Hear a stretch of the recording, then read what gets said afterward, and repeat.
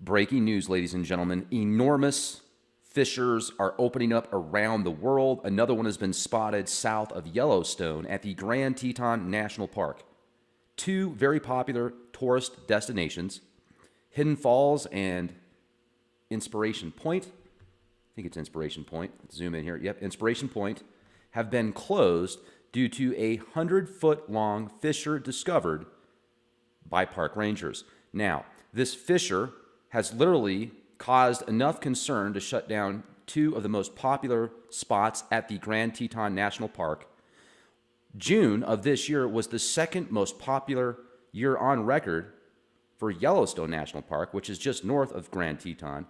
And oftentimes, if you're going to Yellowstone, you're driving through the Grand Tetons to get there, unless you're coming north. So the most popular way is usually through Jackson Hole, the Grand Tetons. It's a beautiful drive. And when I took that route, coming from San Antonio, went through Utah, went through Idaho, then Wyoming, the southern part, did the majority of the loop. And gorgeous, beautiful weather, blue skies. The animals were acting completely normal. One thing that I did find interesting and really made me want to go out there even more, though, was the Steamboat Geyser that's erupted 11 times over the past 4 months. Before that, it erupted 10 times over a course of 28 years. Now, somebody left a comment that back in the 60s, there was a substantial amount of activity at the Steamboat Geyser, so I need to do more research into that, and then I will follow up with a podcast. Now, as you can see right here, this is very interesting. Mr. MBB333 did a podcast on this, and then Mary Greeley and Suspicious Observers. Well, that's a different podcast, but it's nice to see some alternative news really pick up the ball on these geographical anomalies that could be the canary in the coal mine, that could be the sign to say, hey, be prepared, get ready. I literally just ordered two more supplies, or 2 more 70 mil packs from My Patriot Supply. They're doing $67 specials right now for 70 mils. That's like 2 weeks worth of food for $67. Plus, it's got a 25-year shelf life. And hopefully things are going to be fine, folks. I think it's always good to prepare, because you know how Murphy's Law ties in with Murphy being an optimist. So it's always better to be prepared. Check them out if you are interested. Just click the link, My Patriot Supply.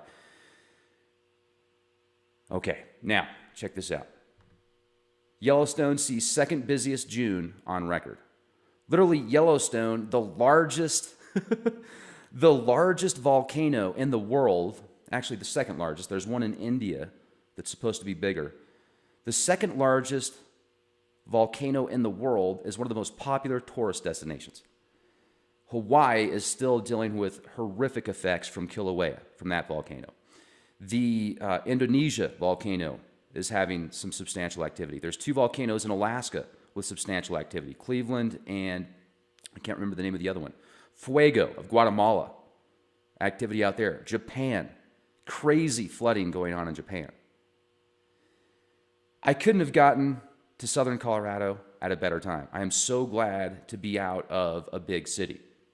Can you imagine being in a big city and trying to go to the grocery store if a serious catastrophe such as Yellowstone erupting, or like look at Houston. I mean, I wasn't far from that. I was having to deal with the gas shortages in Texas. And even though that wasn't that bad, it was really bad for a lot of people at the time. People were freaking out. And I wasn't freaking out, but I was definitely seeing some signs of alarm, because I'm looking at the long-term effects.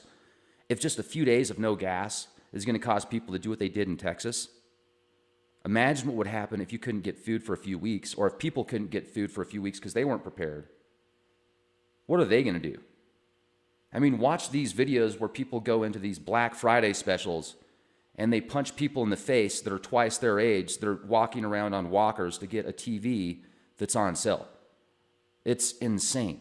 The animalistic instincts come out in people. It's wicked, especially when you have groups together. Did you know that the group IQ oftentimes will lower by at least 10 points, the studies that they've done?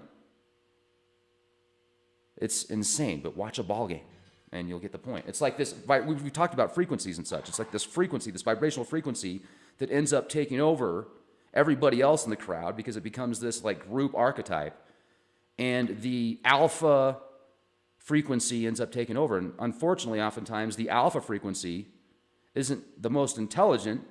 It's, you've got 50 people out of a crowd of, or let's just say 80 people out of a crowd of 85, and those 80 people have lower vibrational frequencies, and so they're all jiving, so the higher vibrational frequencies, people that are more intelligent, oftentimes those people won't even be there, but if for some reason they are, their IQ will lower, and they'll get stuck in that trap. Not always. If you're a Leak Project listener, you probably won't even be in that situation, and if you are, you'll probably find a way to get out before things get nasty, because that's just how you roll. I'm just saying. So good for you. Second busiest season on record. Steamboat Geyser. Oh yeah, let's go take a look at Steamboat Geyser here. It just erupted a few days ago too. And they didn't have much media coverage on this. I didn't see any media coverage on it. I had to find it on the Yellowstone's website. They're like, oh yeah, by the way, it just erupted the other day. Again. So let's see here. Scroll down. Starting from 1990, 91, 2000, 2002. You can see here timelines. And then March 15th to July 6th. Look at that, 11 times. Now previous, let's do this. Let's type this in. How many times did Steamboat Geyser erupt in the 60s?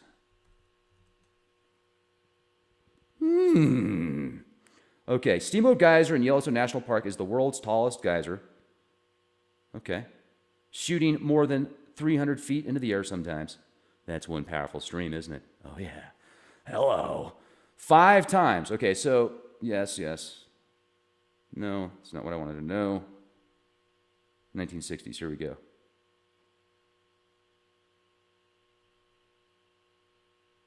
It's not here. Where is it? I'll find out. I'll get back to you on that. Let's see here. Check this out.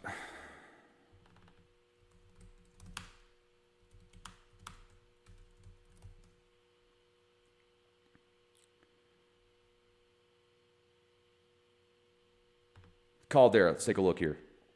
Okay, so elevation 9,200 feet. Boom. So there's the state of Wyoming, and there's the lava underneath it. There's the magma. We just look at it. Now, hopefully, because it's heating up. There's no question. There is absolutely no question it's heating up. There's no question the activity is getting hotter out there. When I say it's heating up, I'm just referring to the activity.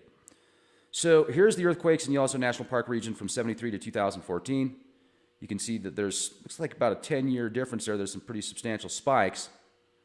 And this goes to 2014. Why not show us 2017? Because in 2017, it was hot. This is cool. I like this. Because this is a track. You're tracking this over 16 million years. And you're looking at the hot spot of the volcano. And you can see how it started. And it looks like it was over here in Utah. Moved over into Idaho. Through Idaho, now it's up into Wyoming. Close to Montana. And if you want to take a look at the ash maps, if you want to get some good ash, you should check out the ash map, the Yellowstone projections, and they're basing that data off of previous wind models. I mean, it's crazy. It's crazy the amount of ash fall. So I'm thinking, let's just say there's a little blurb out there. Not even anything serious if you look at it in reference to how serious it could be. Well, I mean, how much of the infrastructure would be halted? Would martial law, I mean, these are just questions I'm asking myself, and I'm sure you've probably asked yourself this question too. Would martial law be put into play? Would this be a way for a new system to be brought into the limelight?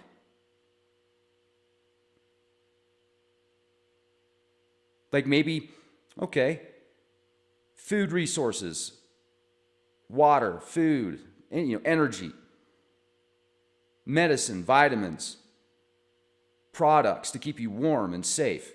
Well, now those are going to be at a much higher demand and a lot more difficult to produce, because if you've got a volcano of this magnitude erupting, you're going to have problems all over the world. I mean, you're going to have product transportation issues. It's going to get nasty. So then it would be easier for a government to implement a martial law system, curfews. Okay, you're only allowed this much water. You're only allowed this much food. You can only travel at this time. You need to have your papers. You need to have proof of ID. I mean, this could be something that would be beyond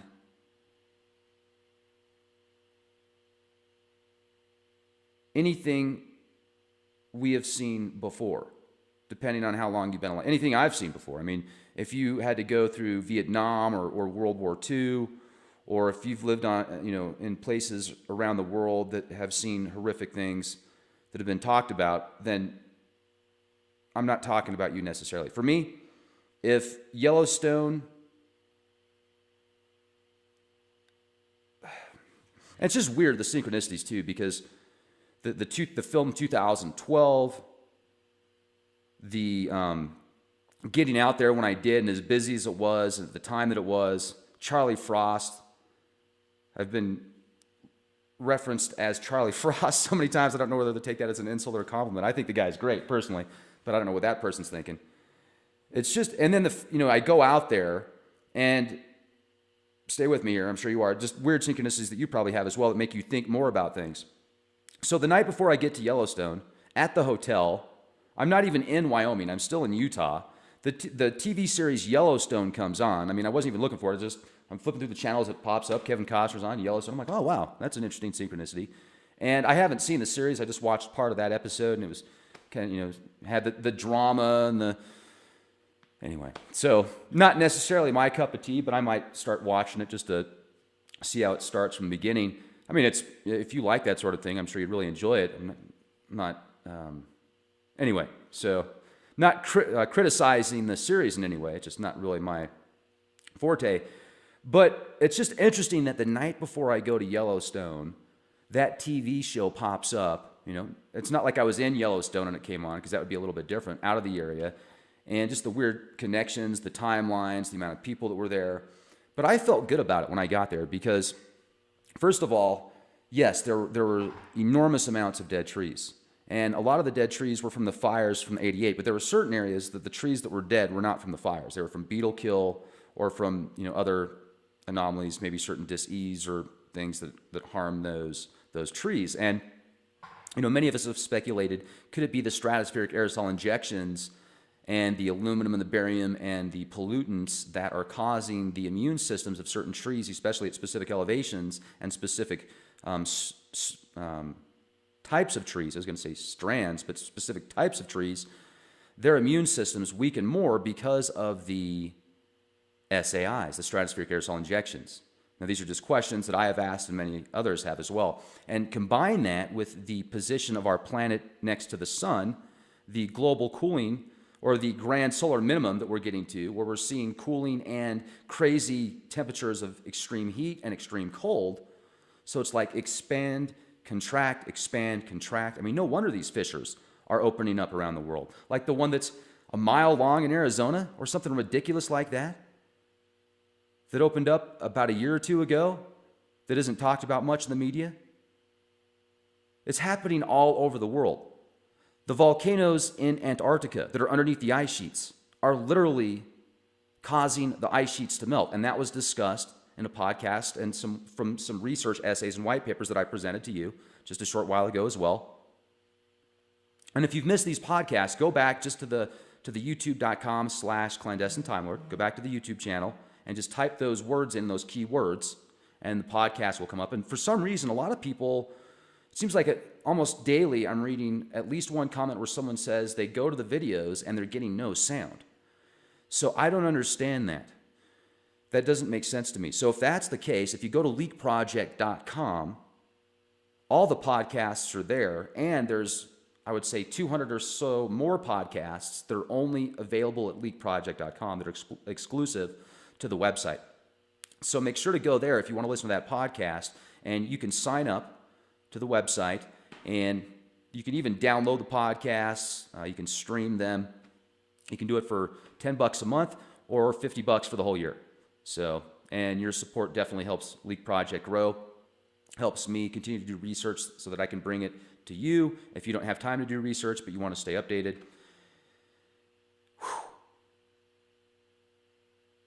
2.1 million years ago, 1.3 million years ago, 630,000 years ago. The caldera,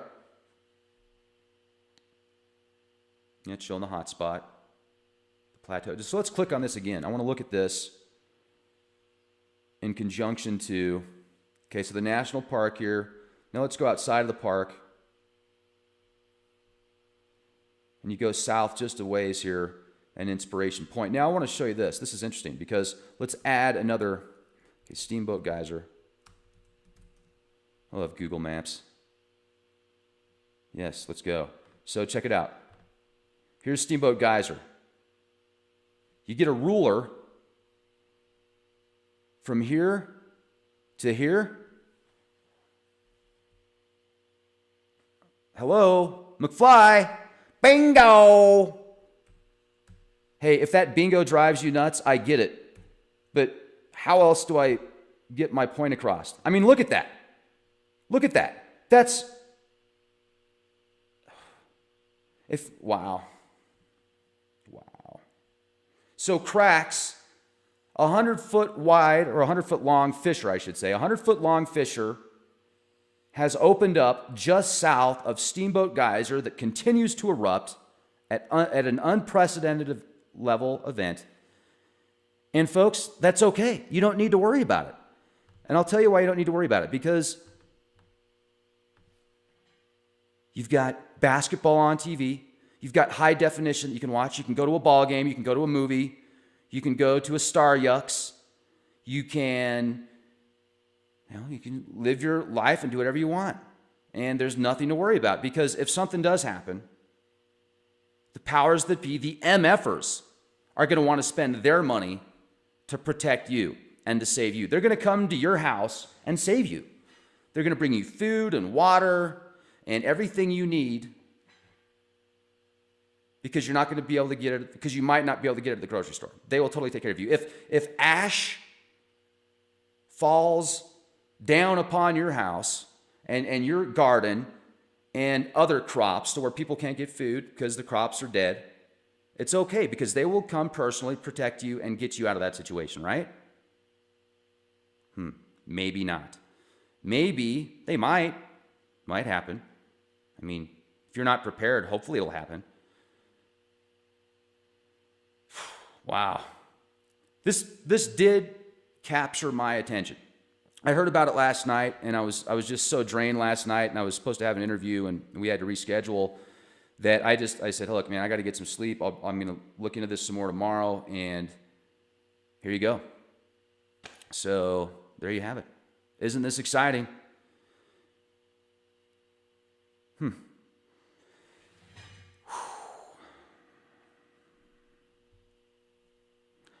Kind of at a loss for words here for a moment, because I'm just thinking of the implications. If this happens,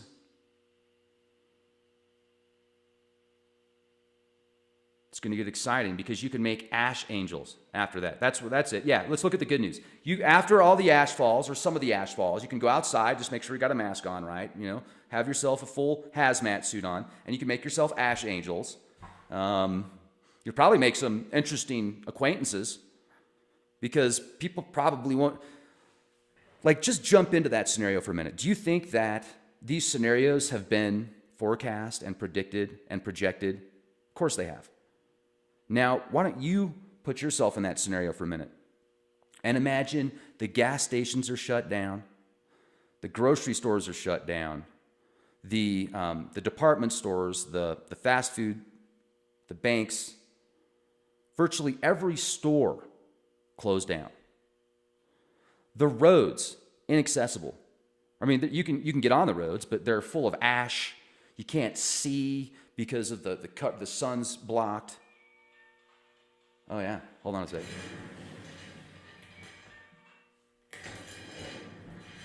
That was the Men in Black. They told me I better calm down. Otherwise, they're going to have to watch more puppy videos, or like the video that got 6 million views of a beetle fighting another beetle. It's interesting. They were like literally swinging at each other. It was the craziest thing I ever saw. You know, they're like. So it's probably not going to happen though. And if it does, it's probably not going to happen in our lifetimes, because how could it, right? I mean, if we live, let's say 100 years, and the last time it went off 630,000 years ago or 20,000 years ago or whatever, and that means it's, statistically it's not going to happen in our lifetime, right? And even though there's fissures opening up just south of the park, even though there's crazy swarms of earthquakes, even though there is, just unprecedented eruptions in Steamboat Geyser, those are not any signs whatsoever. None. Everything's good. Everything's good. So I just wanted to share that with you. I thought it was exciting. And gotta love it. Be excellent to each other and be the change you want to see. Grandma, where's my peanut butter jelly sandwich?